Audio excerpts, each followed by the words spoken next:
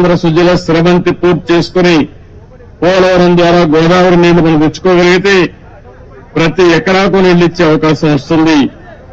కరువు అనే సమస్య ఉండదు. అందుకనే ఈ రోజు ఇక్కడికి వస్తానని ఒకటే ఆలోచించాను. పురుషోత్తపట్నం లిఫ్ట్ ఇరిగేషన్ పెట్టాం. ఇంకో పక్కన అక్కడనే పుష్కర లిఫ్ట్ కూడా ఉంది. 2 లిఫ్ట్లు చూసి ఇక్కడికి వచ్చినప్పుడు చూశాను. నా ఆలోచన ఏంటంటే గోదావరి నీళ్లు అనకాపల్లి జిల్లాకు రావాలి.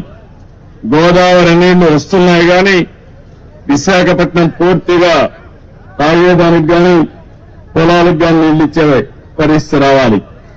అందుకే ఈ రోజు కూడా పోలవరం పూర్తి కావాలంటే కొంచెం సమయం పడుతుంది కానీ అది పూర్తయ్యే లోపల పురుషోత్తపట్నం పుష్కర లిఫ్ట్ ఇరిగేషన్ల ద్వారా ఒక 2500 క్యూసెక్స్ ఆఫ్ వాటర్ ని ఈ ప్రాంతానికి తీసుకొచ్చే అవకాశం ఉంది.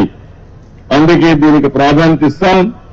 ఇక్కడైతే అక్కుడెట్ నేను చూశాను, ఈ అండర్ పాస్ కూడా వేయాలి.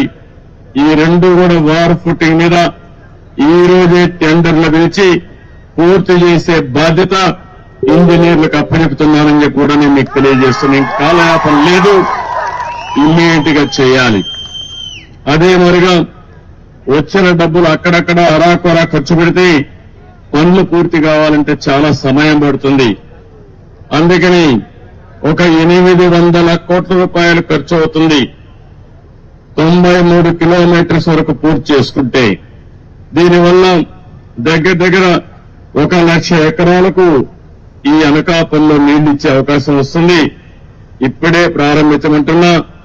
ఎంత వీలైతే అంత తొందరలో పూర్తి చేసి ఉత్తరాంధ్ర సుజల స్రవంతి ద్వారా ఉత్తరాంధ్ర ప్రజానీకు రుణం తెచ్చుకుంటాం.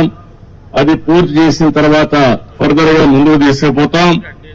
ఇప్పుడు మనకుండే ఇన్ఫ్రాస్ట్రక్చర్ అంతా ఉపయోగించుకుని ఎక్కడికక్కడ నీళ్లు ఇచ్చుకుంటూ అక్కడి నుంచి ఇంకా ముందుకు పోతే మెరుగైన ఫలితాలు వస్తాయి.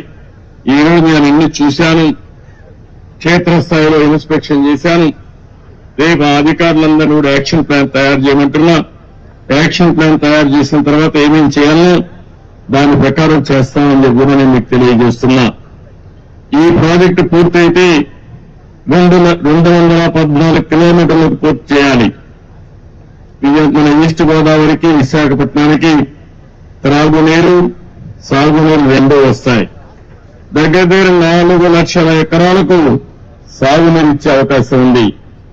23 టీఎంసీ నీళ్లతో దగ్గర మీరు చూస్తే ఈ ప్రాంతంలో పెద్ద ఎత్తున త్రాగునీటి సమస్య కూడా విశాఖపట్నమే కాకుండా అనకాపల్లి జిల్లా పూర్తిగా ఇంటింటికి ఏదైతే మేము ఎలక్షన్ మేనిఫెస్టోలో పెట్టామో కొల్లాయి ద్వారా నీళ్లిచ్చే బాధ్యత తీసుకుంటామని చెప్పి కూడా నేను మీకు తెలియజేస్తున్నాం.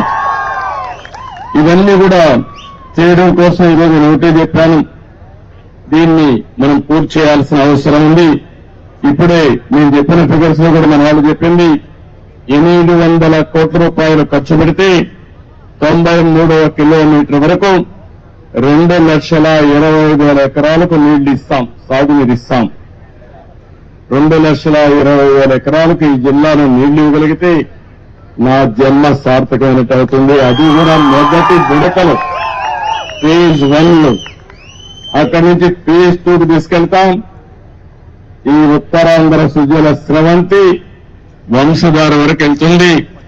వంశధార గోదావరి, కృష్ణ, పెన్నా నదుల అనుసంధానం చేసి ఈ రాష్ట్రంలో కరువు లేకుండా చేయాలనేది ఎన్డీఏ అభీష్టం అని చెప్పి కూడా నేను మీకు తెలియజేస్తున్నా.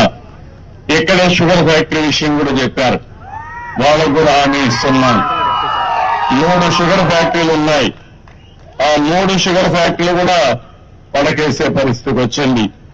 ఆ అసమర్థ ప్రభుత్వం ఏమాత్రం ఆలోచించలేదు. దీనివల్ల కూడా ఇబ్బందులు ఉన్నాయి. నేను అందుకని ఈ మధ్యకాలంలో మనం చూస్తే షుగర్ ఫ్యాక్టరీస్ లో కూడా చక్కెర కొనే వాళ్ళు తగ్గిపోయారు. ఎందుకంటే ప్రతి ఒక్కరికి బాడీనే షుగర్ ఫ్యాక్టరీగా తయారైపోయింది. కాబట్టి చక్కెర కొనే వాళ్ళు తగ్గారు కానీ ఎథనాల్ తయారు చేసుకోవడానికి ఉపయోగపడుతుంది.